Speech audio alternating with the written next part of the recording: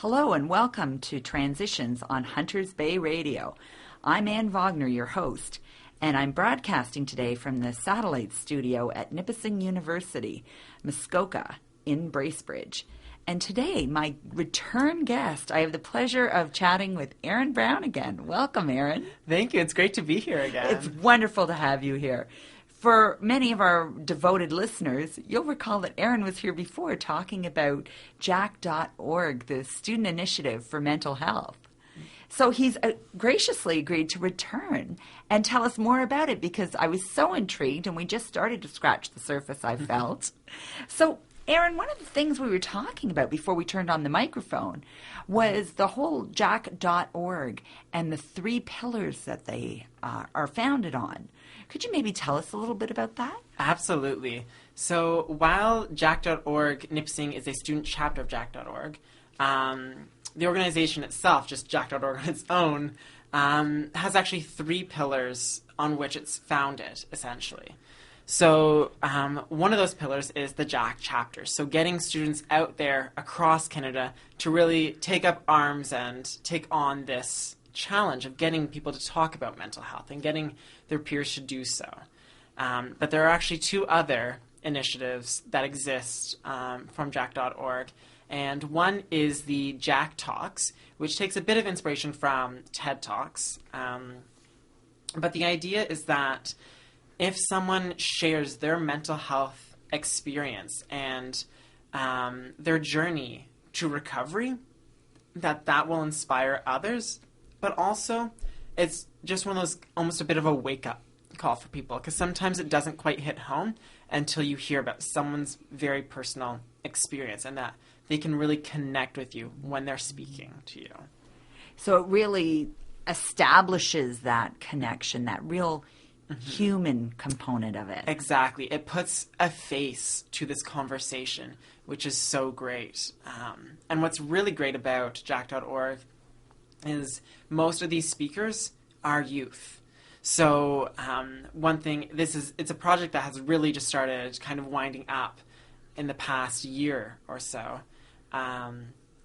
But they've recruited a bunch of student leaders across Canada to be able to have these Jack Talks and to go out into the community and really engage with these presentations. So they receive proper training in Toronto, and then they could be going out anywhere in Canada and speaking. And what sorts of groups might they address? It's usually they'll go into a high school or a university or college, and they're speaking right to the students. So they'll share different experiences, and a lot of times it might be sharing an experience of mental illness. But as well, there are some times where it's just sharing a story of supporting someone with a mental illness or a mental health challenge. Because it's also great to hear about the perspective from that support, too. Right. So, and that, I just can't even imagine having been in high school and have someone come in and talk about that. It was so taboo, and it wasn't something that openly was discussed. So this could have a real impact on people as they realize it's okay to talk about it. Yes, it's one of those ways you get. What's so great about it is you're connecting with someone who's around your age, and you can look at that person and say, this could be me, this feels like me, or this was me. So you have all those different ways to connect with that person's story, and the power of personal narrative is just that it's powerful. So I think that's very important, and it's fun, it's engaging. You're talking with a friend in a way. So even if they've just met, it's very much a peer-to-peer way. It's not, oh, I am up here above you and I'm sharing my knowledge down with you. It's no, let's sit around and let's just talk. This is my story.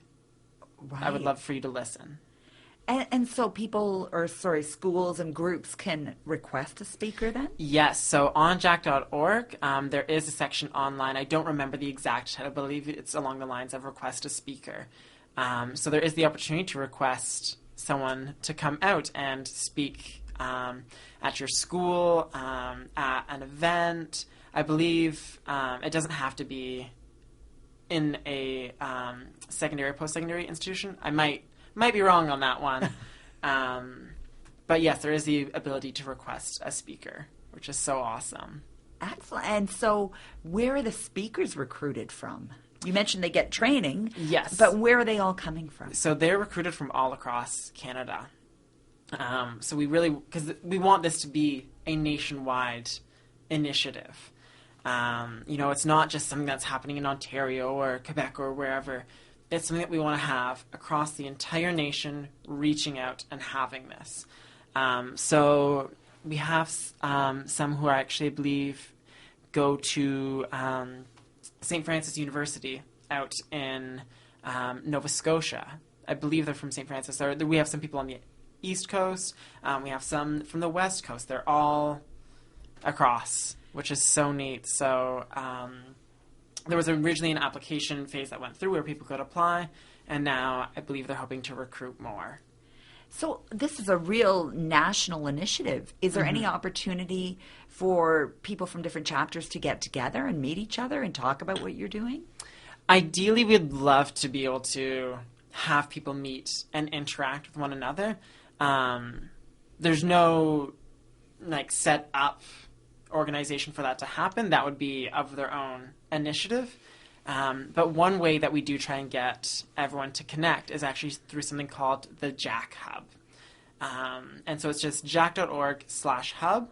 And on there, student chapters are able to interact with one another, post their initiatives that they're doing, how they went, maybe something that they would have changed for the future as well. So it's one way for student chapters just to connect and get to know one another. But as well, it's really a resource bank for them, so they can ask one another, okay, so you were doing that. We want to run B-Ballsy at our campus. What were some struggles that you had, or what worked really well for you, and how can we do that as well? So you really do connect and learn from each other. And with the advent of the internet, of course, you can connect electronically. Absolutely.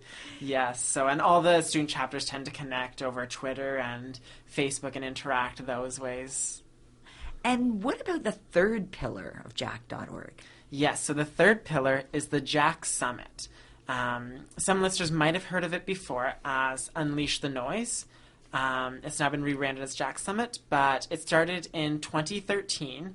There was a team of students from Queen's University who organized Canada's first ever student-led mental health summit, which is pretty neat. Well, that's quite an accomplishment.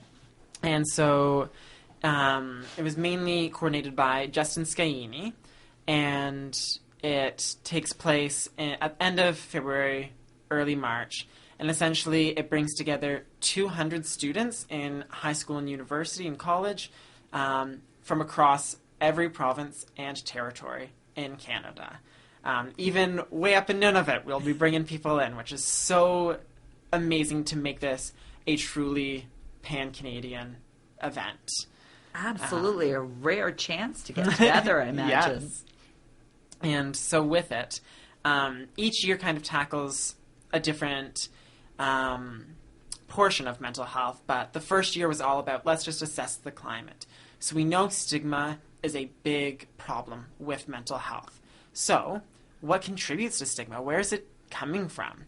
And also, how can we even combat that? So what are just some ideas that we can think of? And really just assessing where the landscape was in Canada.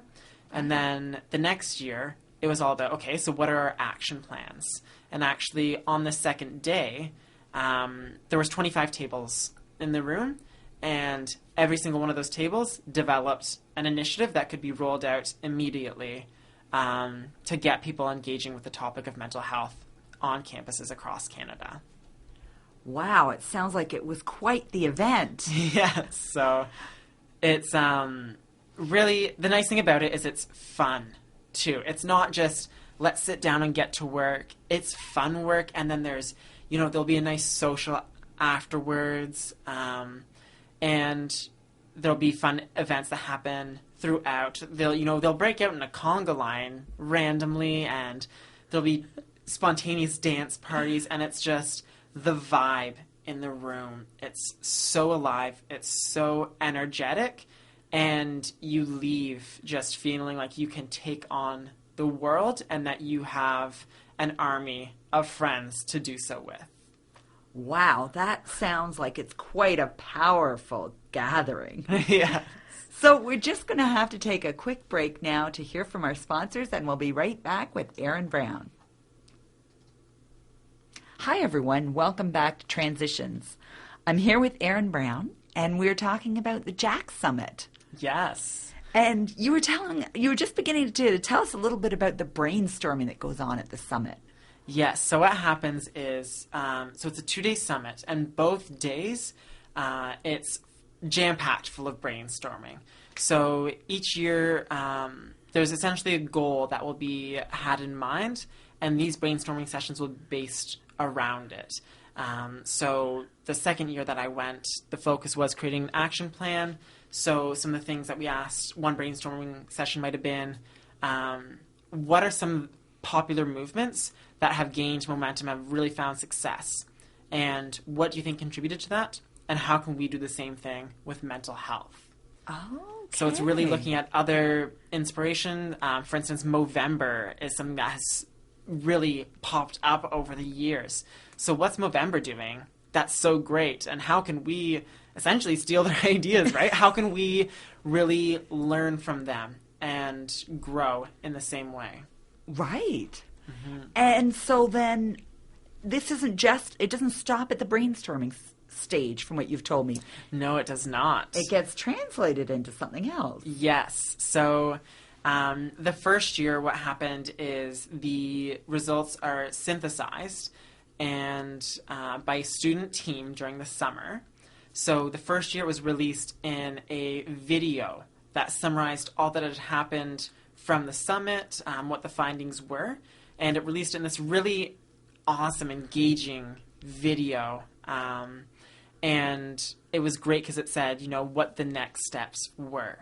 So this is what we've learned. This is where we want to go next.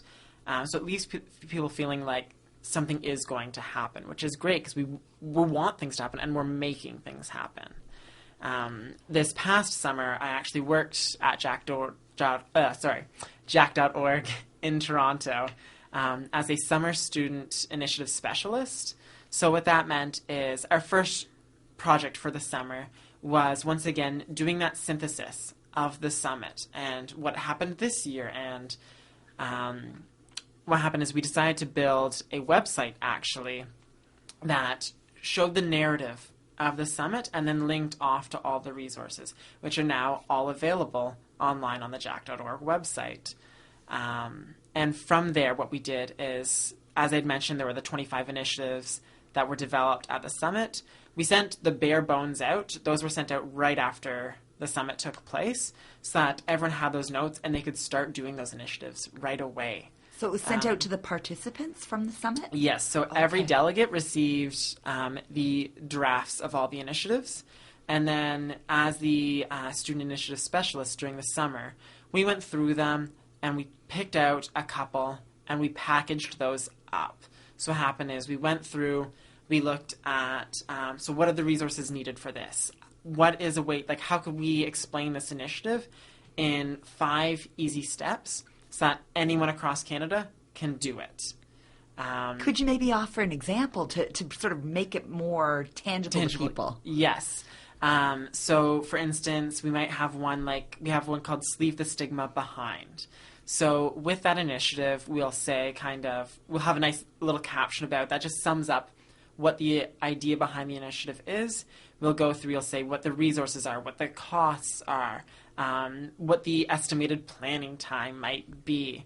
And then we go through and we just say, these are the steps. So with Leave the Stigma Behind, the idea is simply that it's a very passive one, but it's making these coffee sleeves that would have the logo on them as well as a link to resources, and then just a fun coffee pun to go along with them to get people thinking. So something like, you might have been feeling a latte stress lately, but let's talk about it. Or exams can be really stressed, but let's not make a big deal about it. Let's just sit down and chat. So they're just ways to get people to laugh, but also get thinking a bit too.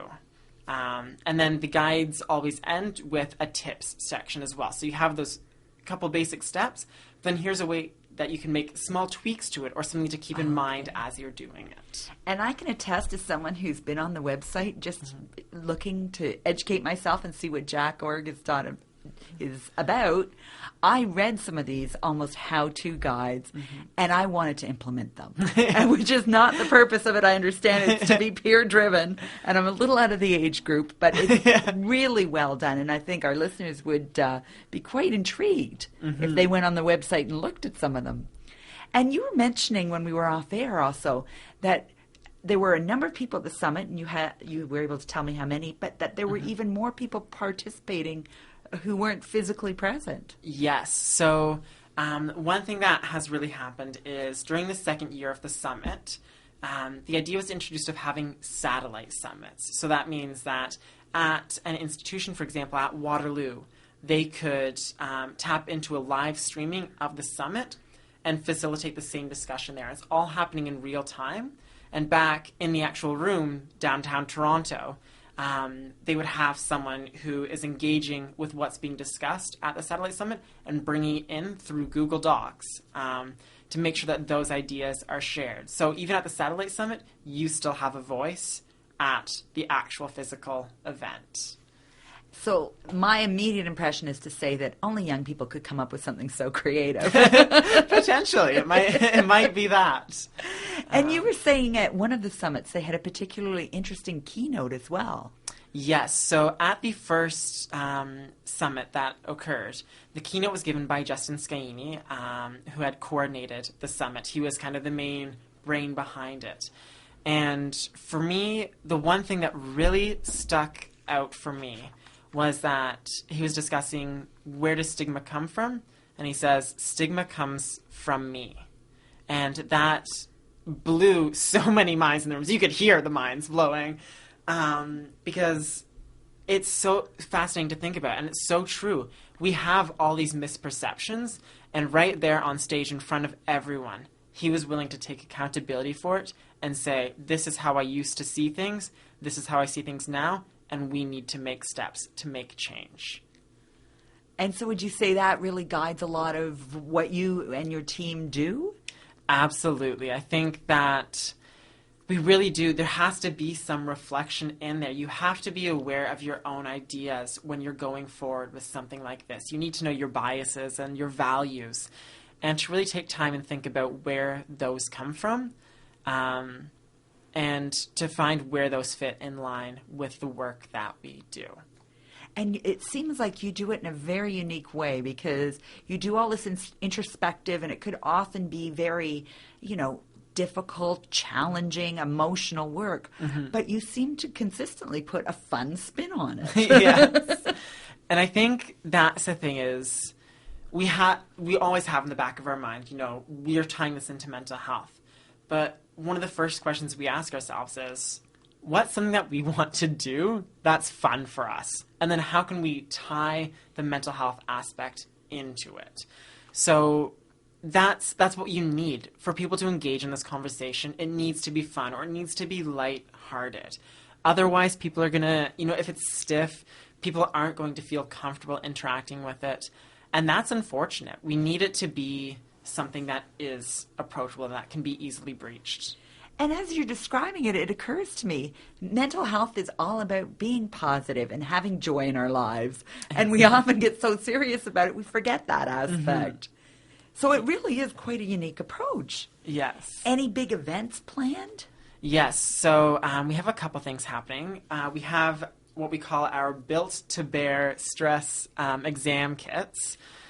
So playing off the Build-A-Bear idea.